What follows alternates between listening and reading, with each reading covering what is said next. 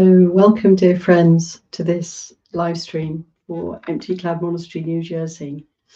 Welcome everyone who's present for the live stream and also all of you who are watching later on. I'd like to begin, as usual, by paying homage to our teacher, the Buddha. Namo tassa bhagavato arahato samma sambuddhassa.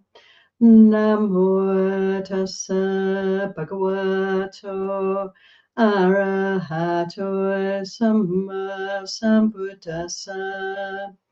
Namo tassa bhagavato arahato samma sambuddhassa. Buddham dhammam sangham namasami. So, dear friends, welcome again to this live stream. And today I'm going to attempt to speak about the meditation practice of the Buddha. This is to speak about emptiness, about sunyata vihara, about dwelling in emptiness. And this is something we can all appreciate, as it is an aspect of the path from start to finish. And there are various stages of realization or experience of emptiness. So I'd like to begin by mentioning, I put some suttas in the chat for you for reading later. And one of these suttas, I'd like to just mention the very beginning of this sutta, Pindapata Parisuddha Sutta. Because here, this sutta, which is in English, the Purification of Alms Food Sutta, in this sutta, the Buddha and Sariputta meet. And the Buddha sees Sariputta and says to him, "Oh, Sariputta, your faculties, your face is very bright and clear today. You're very radiant looking. What practice are you doing these days?" And Sariputta responds by saying that he is doing the meditation, the practice on emptiness. Actually, the way he puts it is he's describing his dwelling as a dwelling in emptiness, his living in emptiness. His dwelling place is the dwelling place of emptiness. And the Buddha says, this, Sariputta, is wonderful. This is the meditation, the practice, the dwelling place of a great person. And so there is this encouragement for us to consider, what is this? What is the dwelling in emptiness, the voidness? The voidness meditation, meditating on emptiness. What does it mean? And how can we understand and experience this for ourselves? So another sutta I'd like to bring in is the shorter discourse on emptiness, Chula Sunyata Sutta, also Majjhima Nikaya 121. And here, the Buddha is with Ananda. And Ananda is questioning the Buddha. Now, Ananda, as you know, many of you, had a remarkable quality. He had an eidetic memory. He could remember in great detail everything that had happened to him. So fortunately for us, he turned his attention to remembering, recalling, sharing the teachings of the Buddha. And of course, as the cousin and friend of the Buddha, he was his faithful attendant for many years, listening to all his talks and recollecting them, stowing them away in the memory banks. And this exceptional ability meant that also Ananda, when he wasn't with the Buddha, he would ask the Buddha to please share the teachings with him later. So all the talks and discourses and Dhamma teachings the Buddha gave when Ananda was absent, the Buddha himself would recall and share with Ananda when they were together again. And so this may be an instance in this sutta, the Chula Sunyata Sutta, where Ananda's actually questioning the Buddha. And he's saying to him, when we were up in the Sakyan country, which is their homeland. When we were up there, I think you said at some point that you were dwelling in emptiness, that your meditation practice was the practice of emptiness. Is that correct? Did I hear you rightly? And we can get the sense that Ananda asked the Buddha this question because he didn't quite understand what the Buddha was speaking about. There is that sense here. Why would he question him? Why not just immediately accept and understand this teaching of the Buddha and stow it away in the memory banks? So Ananda's questioning him, is that really what you said? Or did you say something different? And the Buddha responds by saying, yes, I did tell people at that point that I was dwelling in emptiness, that is my meditation practice.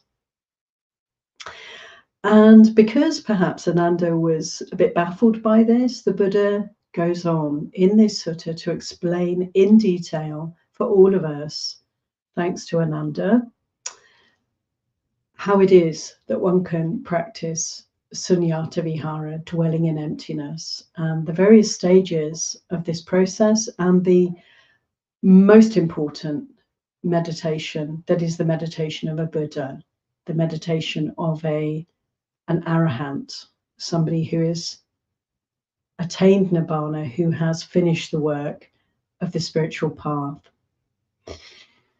So I'd like to go through these different stages because I find it very interesting to consider for all of us. We can all practice dwelling in emptiness, friends, and how beneficial it can be for us.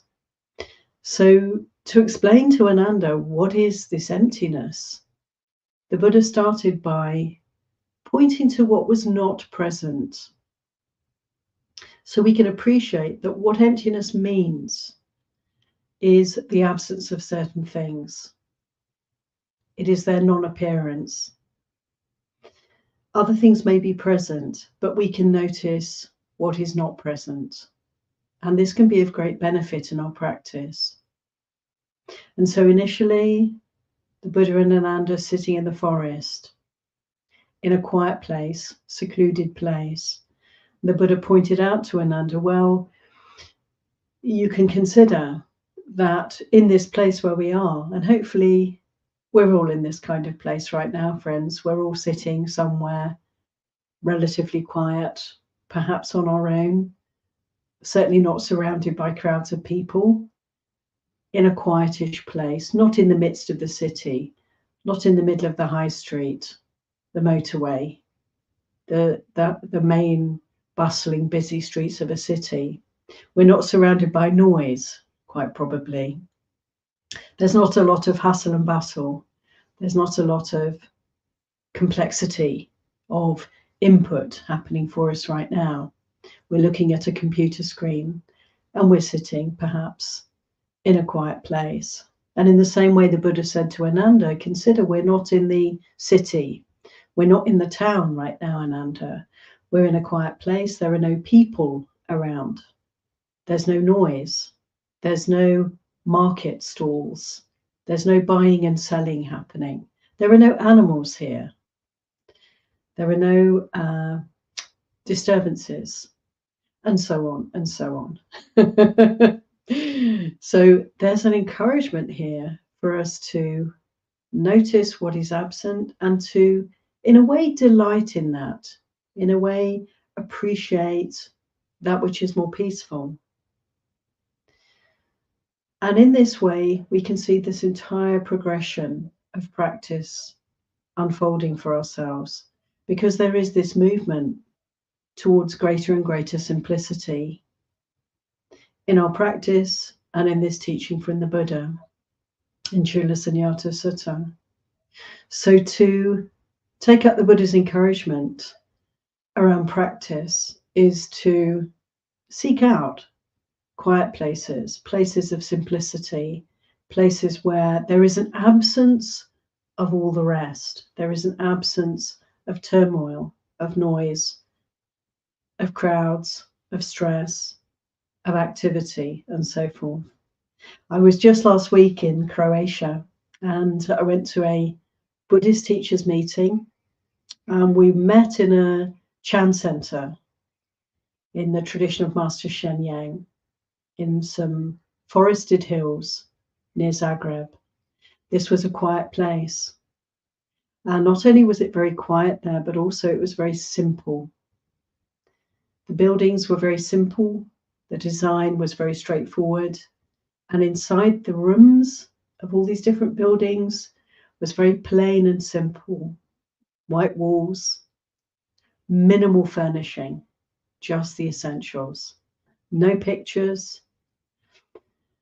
Such space, such a lack of busyness in this space. And I noticed almost immediately how peaceful it was. And over the days, how very easeful it was to be in such a simple, uncluttered space. But what I really noticed actually wasn't that. That was just a very kind of unconscious impression that I had while I was there. I didn't really consciously notice it or bring it to my own attention, point it out to myself. It was just there. It was just peaceful and pleasant and easeful to be in this calming, peaceful place. But then when I left and I came back to Britain, actually to London, and I'm on a tube, so we call the metro, on an underground train, going through the city. And then I really noticed. And what I noticed was certain things that had been absent at the Chan Center were very present. Lots of people, lots of complexity. Even the people themselves were somehow very complex because of the variety of different kinds of clothing and adornments and accoutrements, the bags, the baggage, the jewelry, the ornamentation, the complexity of the fashions, the colors. Actually, most people seem to gravitate towards wearing black and gray. So it was not so colorful. I was probably the most colorful thing in the train with the rustic autumnal colors of the robes. But so much complexity, so much bombardment of the senses, adverts around, pictures all around, notices, information, the noise of the train and the people talking, and so forth. And it was then that I realized how empty the Chan Center had been of all of the aspects of the city, of these concentrated places where large numbers of human beings are together. So the Buddha really has encouraged us, as we know, to step away from the crowds and to find quiet places to practice. And the reason for this is so obvious to us. But we can also, when we're gravitating towards more simplicity, we can notice the emptiness of all of that. Just bring that to mind, bring that to consciousness, and we are dwelling in emptiness in this way, noticing the absence. In the sutta, the Buddha goes on to explain to Ananda, well, Ananda, we may be in the forest together, we may be in a quiet place, an uncluttered place, and yet, see how much there is around us. We can incline our attention towards something so much more simple than that and appreciate the emptiness of forest, the emptiness of all the nature around us. And that is to develop our meditation practice, friends. At the time of the Buddha, and probably before, people would practice with a kasina. Many of you will know what this is. A kasina is just like a simple object. It can be of one color, one of the primary colors. So say a circle, maybe this size, of one color, red, white, yellow, or blue. And people make these casinas. They made them at the time of the Buddha. They still do now. Just make this object and then just put it in front of oneself and gaze at it. Also in this sutta, the Buddha encourages Ananda to consider the earth that is not contoured, not hilly, not complex in any way, just the simple quality of earth, the ground. So we could also just simply look down at the ground and gaze at that.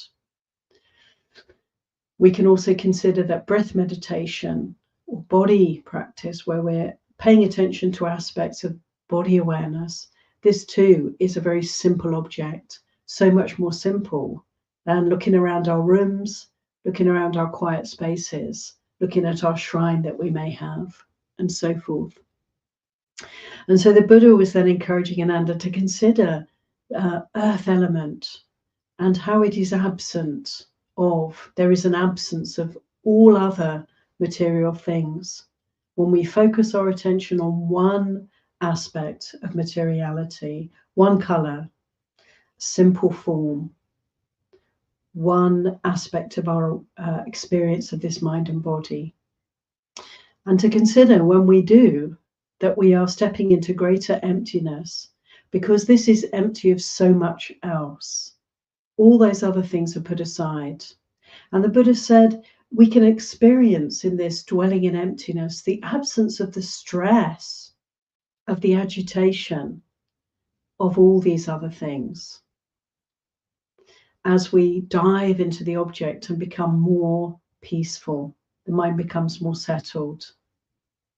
This degree of dwelling in emptiness can be experienced, but it isn't the end of emptiness meditation, and it is not the meditation of a Buddha. He went further to explain to Ananda that in the end, this object is not so peaceful, because there is the mind that has to keep attending to it, and that's an effort. And we can let go of that and come to an even greater peacefulness. And this is moving into jhana practice, friends.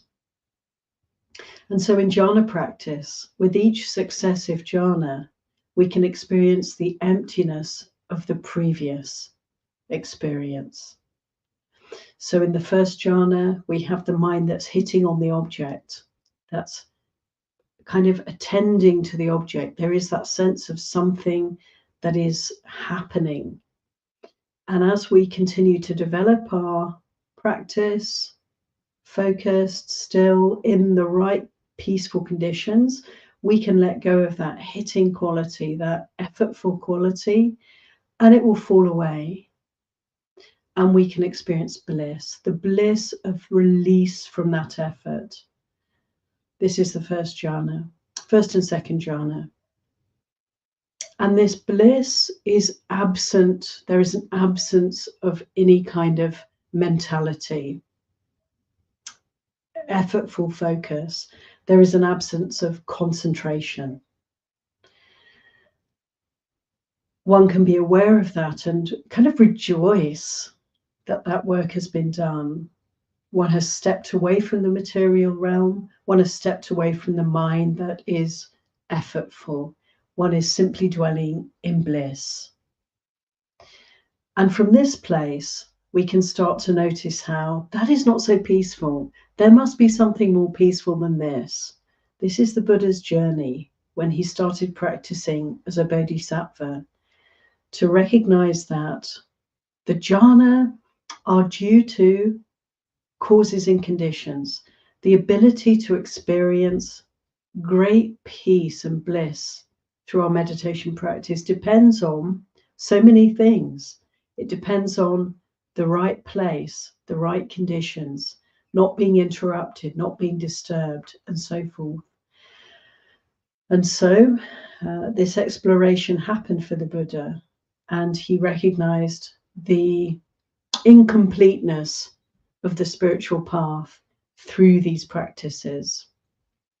So I just want to briefly go through them because they're there in this sutta, and also we may experience them. When we practice with first, second jhana, there's this experience of bliss. If we stay with it for long enough, if we have the opportunity to experience those conditions that allow us to keep developing our samadhi, our stillness, our focus, then we can start to recognize this bliss is full of agitation, and the heart very naturally inclines towards letting go of this too. And we can move into the third jhana, where there is an experience of very peaceful, we could say, great happiness, but it is peaceful. It is not euphoric. It is not full of energy. It is very calm. And in this place, this experience of reality, we can consider the great bliss as not present.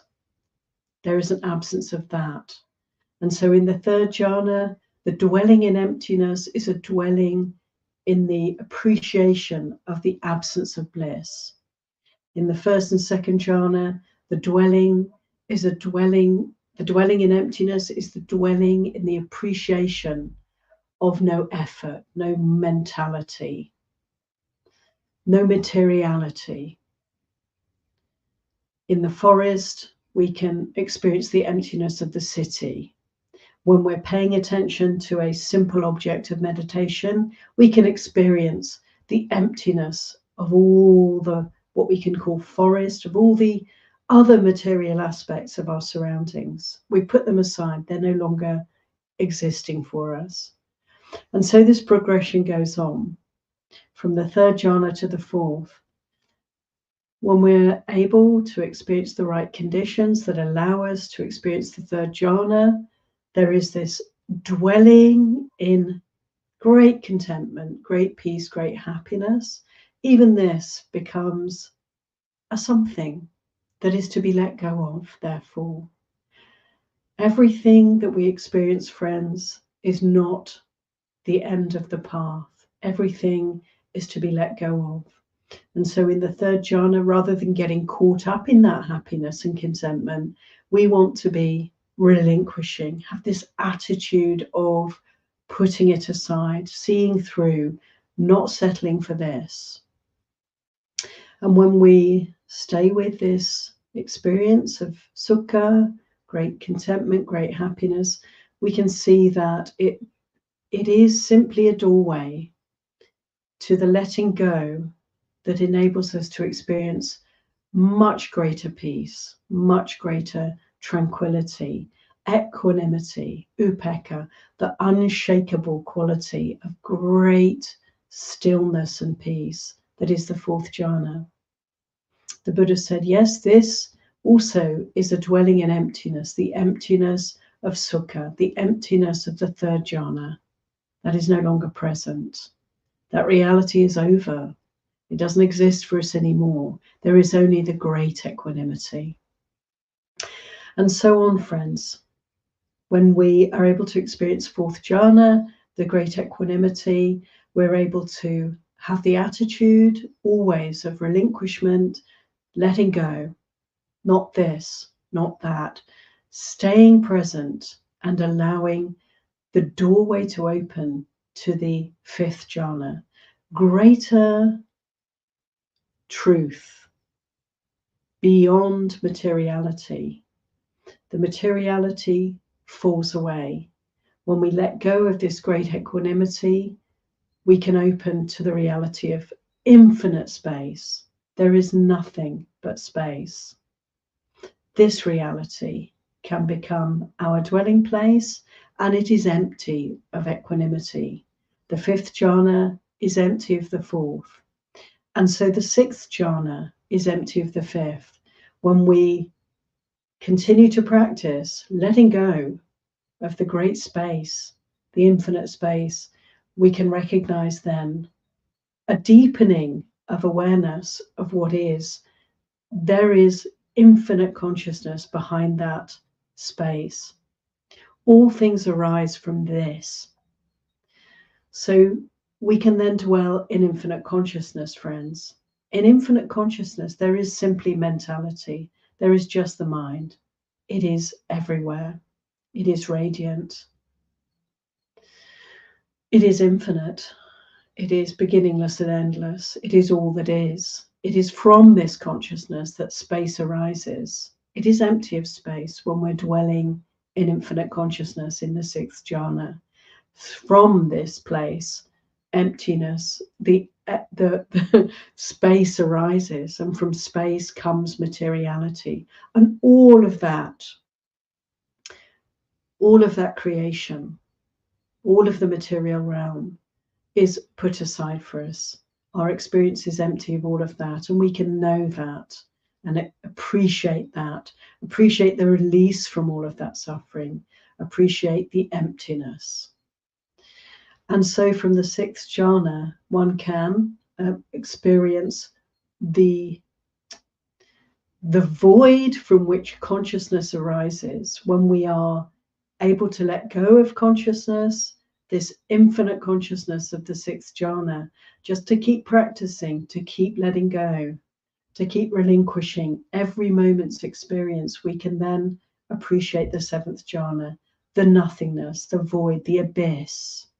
It's like the ground from which all things come. Absolute nothingness. Everything's gone. From this place, we can experience the emptiness of all that is. And then the Buddha said, this is not the meditation of a Buddha. This is not the emptiness experienced by a Buddha or by an arahant. We can experience this nothingness, this void, this great emptiness, in a way emptiness, in a way fullness. When we let go of this nothingness, we can see through this nothingness that what underlies it is the eighth jhana, which is the experience, the realization, the reality of what's called in the Buddhist text neither perception nor non-perception. It is the creative matrix out of which all things arise. It is the winking in and out of existence that is happening at an incredible speed, at an incredible rate in every micro moment. It is, like the scientists have discovered, the wave form that cannot coexist with the mass that cannot coexist with the movement. It is the constant creativity, the flux, the energy that enables all things to arise. It is the most subtle experience of reality that can be had. It is that from which all things come. And from this place, the eighth jhana, we can note the absence of all other experiences, of the bedrock from which consciousness arises, from which space arises, from which materiality arises, from which all the multiplicity of all that is arises.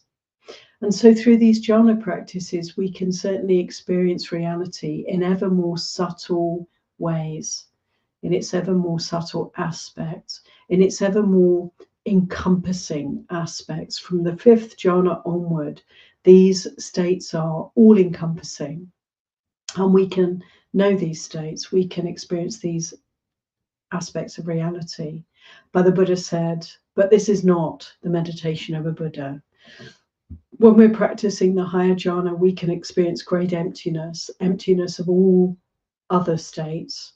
And yet, the Buddha realized, he was the only one who realized, when he was the Bodhisattva and he was going to all these meditation teachers and they were teaching him these jhana, and he attained these jhana. And they, as far as his teachers were concerned, this was it. This was the end point of the practice. And the Buddha knew this was not the case. Why was it not the case? What is the emptiness in which a Buddha dwells? The Buddha says to Ananda in this Chula Sunyata Sutta, so this is not the emptiness of a Buddha. This is not the emptiness meditation of a Buddha, because all of these exalted states, these ways in which the mind can deepen its awareness of reality and dwell in ever more subtle aspects of reality, all of these states are conditioned. They arise due to causes and they end due to causes. There is no infinite dwelling in these spaces, these states of mind, these realizations. No, because in order to experience the jhana, one has to have the right conditions. We're not going to experience jhana, friends, when we're walking in city streets. We're not going to experience jhana when we're talking to our friends, when we're online, when we're watching a movie. It's highly unlikely that we're going to experience states of great stillness. And so we cannot guarantee that we can have these experiences or keep or maintain these experiences. We can't control them. We can't make them happen. We can only set up the causes and conditions that allow them to emerge. And is that something that we want to be spending our time doing? Is that something that we should be pursuing? Do we want to be organizing and controlling the conditions in order for us to experience great peace or great insights in this way? Is this the best use of our time? And what the Buddha is pointing to in this sutta is that actually, when it comes to it, the reality of our situation here is that we have a body, we have 6 senses, we have a mind, and we have a life energy. So there is this human life. We can spend all our time pursuing peace through our practice, through creating the right conditions, which is essentially to ward off and prevent and push away anything that may be a source of distraction, noise, interruption. Don't interrupt me, I'm meditating. It's not really a very helpful attitude. These are not really very helpful aspirations for us, because we will be interrupted if we're lucky. I remember once I was doing a very long retreat in India, and I was developing samadhi, and I was experiencing a lot of peace, going through jhana practice and refining my jhana practice. And I was in a very, suitable space. It was quiet, no one disturbing me. All I had to do was go and get my food and come back once a day. No other distractions. And then something happened. Some people there, people knew me. I was a doctor. Somebody got sick and they needed help. And so I was called. And I had to go and help a lady who was pregnant, who was bleeding, and who was very distressed about it. And all of a sudden, I found myself, in the midst of people, not just people, but people a little bit panicking, somebody's sick, action needing to be taken, kindness required, compassion required. And I did my best. But it was incredible then to come back to my little hut and to feel out that experience of interrupted peace and the overwhelm of suddenly being back in the crowd, from the temple to the city, from heaven, you could say, to hell. What a great teaching. It was one of the best things that happened to me. Definitely the best thing on that retreat, and one of the best things that's ever happened to me in my practice. Why? Because my peace was shattered by the unexpected. Samsara's like that, friends, is it not? We cannot hope to control. We cannot hope to maintain peaceful conditions. This is not heaven.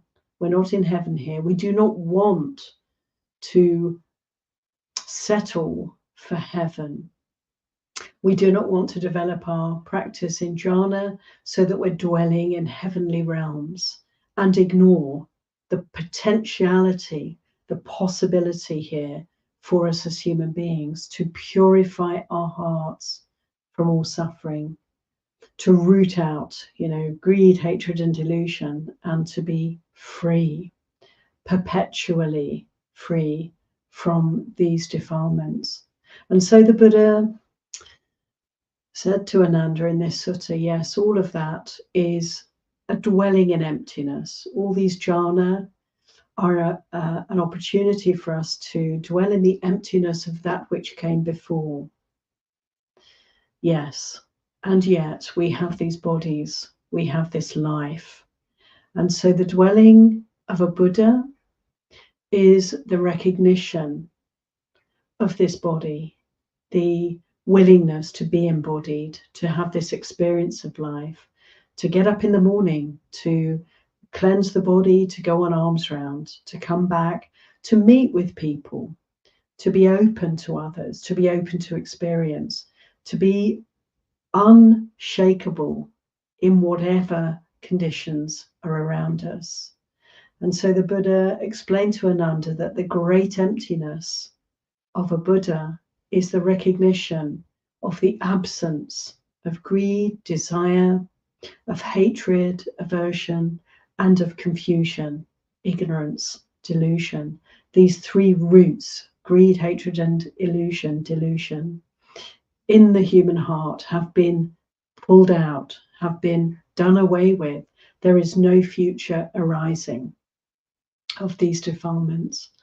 And we can really take heart from this and take direction from this, because it really behooves us to practice like a Buddha, to recognize that there is emptiness when we are experiencing this mind and body free from the hindrances, when there isn't any desire in the mind, there isn't any aversion, there's no confusion. Can we notice that?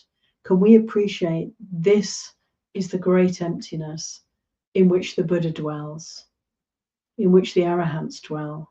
Sunyata Vihara, freedom, emptiness, absence of greed, hatred, and delusion. There is the other sutta on emptiness in the Majjhima Nikaya I'd like to just point out. Majjhima 122, the greater, longer discourse on emptiness, where the Buddha is encouraging us to feel out, investigate, to determine whether there is emptiness from greed, hatred, and delusion in this moment, or whether indeed we are impacted by greed, desire, or hatred, or delusion. And it can be very subtle, right? We can be mildly irritated. We can be a little bit dull, a little bit distracted. We can be just slightly inclining away from the situation that we're in, and maybe very slightly inclining towards something in the future. It doesn't have to be big desires or rolling around in rage or hatred, although that can happen for us as well sometimes, of course. But whatever subtle agitation there may be, can we be aware of it in order to move towards emptiness, the emptiness of that, to move towards the great emptiness of a Buddha? At the time of the Buddha, there were many, many spiritual practices, of course. And the tone, the ethos of those practices was something quite different. There was no appreciation of emptiness. Indeed, the Brahminical practices, the Upanishads, the Vedas, all these great spiritual teachings were emphasizing fullness. They were emphasizing the greater self, Atman with a big capital A. This is our spiritual journey, to open to ever more fullness and richness and abundance in this universe, and to recognize our potential to be the greater self, to be the one who knows, to be like the gods. And this was the spiritual journey for people, many, many people at the time of the Buddha. And so we can appreciate also when the Buddha speaks about emptiness, he's pointing to almost like a complete reversal, like flipping over all of that aspiration and being willing to let it go. Let's not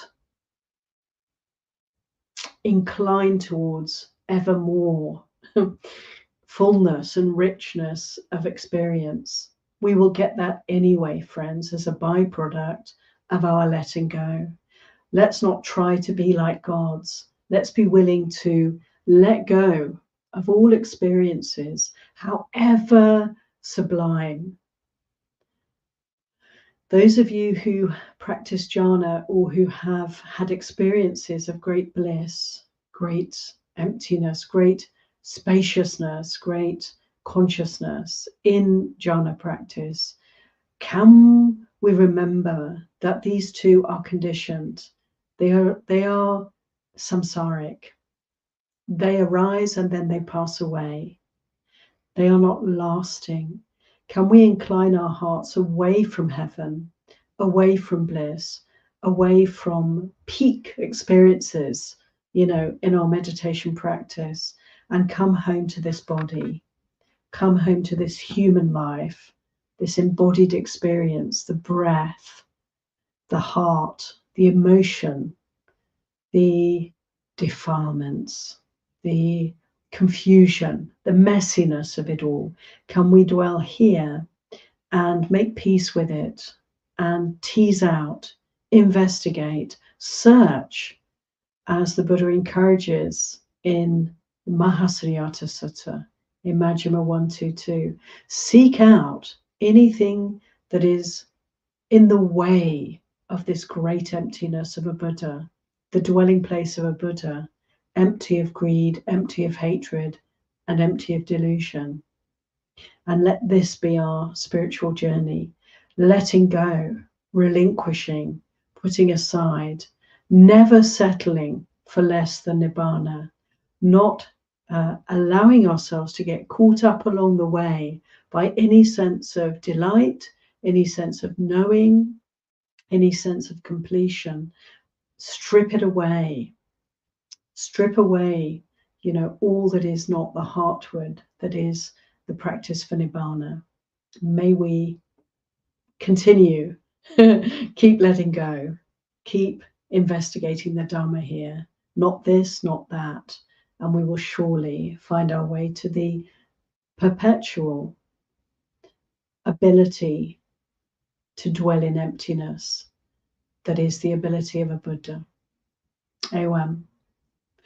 So thank you for your patient listening. I hope this has made sense to you.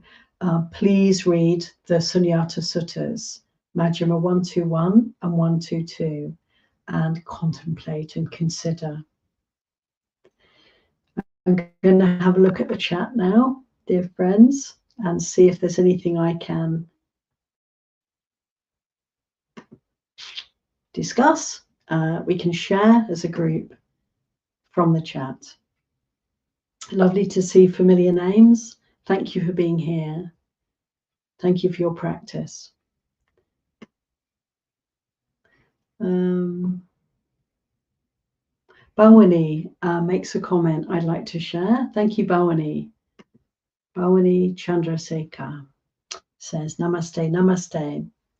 I was a medical student for 2 years and dissected cadavers. Nobody, including myself, realized anicca. But when our pet cat left, her diseased body I could clearly realize anicca. She says, why so, Ayya? Thank you, Bhavani. I also dissected cadavers as a medical student, and I found that a really powerful practice. Yes, I feel that we will appreciate aspects of reality when we either have an insight ourselves or through investigation of the teachings of the Buddha. And I'm really happy that you bring in here this characteristic of reality, which is anicca. Great change, all change. Actually, in the jhana practice, we move from states of great stillness to ever greater stillness until we come to nothing. There's nothing. And then from that place, when we let go of that experience of nothingness, we can experience the great anicca, the perpetual shifting sands, the endless change, the insubstantiality of all things. And recognize that this quality of anicca is this understanding of change, of impermanence, is to be applied here to this body and mind, to this experience. It is so helpful. It is so valuable. To appreciate constant change is to appreciate the necessity, the inevitability of letting go ultimately, friends, of atta. So this sense of self, this underlying delusion that is the root of all our suffering. We wouldn't be greedy, we wouldn't be hateful if we didn't have something around which these qualities adhere. That something is the conceit I am. Again, the Buddha, when he was speaking to the Brahmins, to the practitioners of his day, practitioners of the Vedas, of the Upanishads, who are working to realize the greater self, the Buddha was saying, no, we have to recognize, let's recognize, friends, that there is no self in the created or the uncreated, in the conditioned or the unconditioned. There is nothing that holds together as anything lasting in samsara. And so this appreciation of anicca, so valuable, leading to the appreciation of anatta, not self. And in all of these experiences of emptiness, there is no self. In the meditation of the Buddha, in the manifestation of a Buddha, there is no self. That has been entirely extirpated, uprooted, and done away with. Anyway, coming back to your comment, Bhavani, which I really appreciate as a springboard for remembering, bringing in the characteristics of anicca and anatta, also dukkha, the unsatisfactoriness of samsara, because it's constantly changing. Yes, we may appreciate at certain moments impermanence. It could be when we're dissecting the corpse of a person who's died that we can appreciate, yes, that person has gone. What was that person anyway?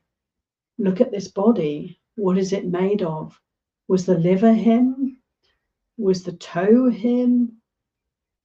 Was this artery him?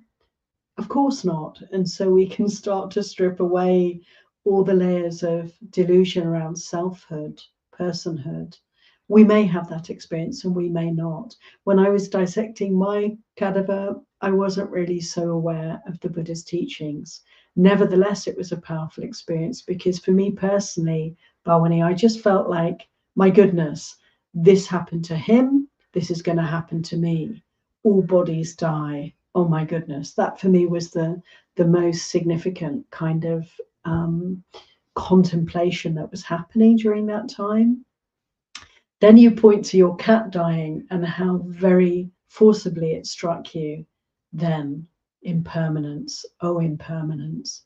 And who knows why? I mean, it's interesting to consider, isn't it, that perhaps your cat, so dear to your heart, had a very deep effect upon you when your cat passed away. The corpse lying on the dissecting table perhaps had less of an impactful effect on your heart and mind at that time. Maybe it's because you were younger, who knows? What we can know is there is always the opportunity to develop insight. And what really helps us to do this is not to wait for these moments of great wake-up calls, like a cat dying, our beloved pet passing away, rather than waiting for those moments, which are often, few and far between. Why not dive into the Buddha's teachings and bring them to mind constantly and contemplate and use the lens of the Dhamma teachings of the Buddha as our way of seeing the world, and let everything then teach us. And what is it teaching us, friends? Just as in this sutta on emptiness that I've been talking about, Majjhima 121, the teachings of the Buddha are all pointing to suffering and the end of suffering. And how do we appreciate, how do we experience the end of suffering? It is through this letting go, letting go, letting go of all things, and most particularly letting go of the defilements, the taints, the ways in which we suffer, the movements of the heart away from what is, the argument with reality that is greed, that is hatred, that is delusion, that is ignorance. And we are surely, all step by step, letting go of this, letting go of that, allowing our experiences to lead us onward, inclining always towards the great letting go, towards Nibbana. Thanks a lot, Bhavani, for your comment. And it's interesting, to explore for ourselves, what are the wake-up calls for us? What are the aspects of our life that really teach us? And how can we make the most of that? And how can we apply the Dharma eye to all other experiences to see, anicca, anatta, dukkha, to let go? Amaranta has a question also. Thanks, Amaranta. Which is, why do some people say that only in the Mahayana the idea of void is developed in that school, when I have read the suttas in the Nikayas and there is well explained? Yeah, absolutely. It is true to say that, of course, the concept of emptiness is present in the Theravada tradition, in the Pali Canon for us, in its entire richness, and I can even dare say fullness of this teaching on emptiness. It is there for us. Indeed, it is from these teachings that all the great teachings on emptiness in the Mahayana tradition have no doubt arisen. And it's important for us to recognize that we're not practicing in a different way from our Mahayana brothers and sisters. Indeed, the Buddha's teachings are, it is possible to kind of explore how the division, if you like, or the split into Mahayana and Theravada occurred, and what is the root practice or practices that were in place before that split happened, that supersede. I'm not sure what the right word is. It is like the descendants of the ancestor, which is the one practice, the one school. Actually, Buddhism split into many different schools very early on. So this is, we can say, a human tendency for divisions to occur in the ways in which we understand the Dhamma, or the ways in which we practice the Vinaya. These things happen in all religions. There are splits into various different groups. It's like a reflection, is it not, of the human mind, the multiplicity, the complexity this manifests. And yet, when we practice the Buddha's teachings, we can let go of all of that. And in doing so, we can come back to the essential Dhamma. And this we find in all the traditions. It's there. All the traditions encourage actually investigation of the early Buddhist teachings. In the Theravada tradition, we're fortunate to just focus on the early Buddhist teachings. It's enough. It's more than enough. These suttas are so profound. This one sutta I've been talking around today, Chula Sunyata Sutta, Majjhima 121, it has the complete path within it. And yet we have all these other teachings which help us to, see the many facets of the Dharma that are all pointing to the very same essential realization of suffering and the end of suffering. So yeah, it's sometimes people forget that in the Theravada tradition we have a great many teachings on sunyata, on emptiness also. What I really would like to finish with and to emphasize that we can see from these suttas is that the Buddha taught emptiness in this way. Emptiness is the absence of certain things. And this entire path is a process of stepping toward ever greater emptiness through the letting go. And, it is simply that definition. It's not anything esoteric. It's not anything mysterious. It's not anything that should be held back and kept secret until we've developed our practice to a certain stage. Not at all. Emptiness is just that. It is just the absence of. The great emptiness of jhana practice is the absence of materiality, the absence of mentality, the absence of the material realm, the letting go that happens in stages, which I've described a little bit earlier through the jhana practice. The emptiness in which the Buddha dwells, the emptiness of the arahants, their meditation practice, this is the emptiness we want to be really interested in. And this is the emptiness of the heart from greed, hatred, and delusion. And it is an irrevocable shift where these qualities of greed, hatred, and delusion can no longer arise. They are done away with completely. This is the emptiness meditation of a Buddha. And if you are not experiencing this great emptiness, and I'm not experiencing this great emptiness, then the call is for us to notice what's present. What obscures that? Freedom from all suffering. And so we have the opportunity then to investigate these hearts, these minds, these bodies, this human life, to investigate it moment by moment and see, is there any greed here? Is there any aversion? Is there any confusion? And to give that our full attention, deal with that, let go of that, move through that, relinquish that, and come to ever more degrees of well-being, peace, freedom from suffering, until in this way, inclining always toward Nibbana, we find ourselves free from these taints, from these defilements. So may you all be free from greed, hatred, and delusion. May you all know the emptiness meditation of a Buddha, of an arahant.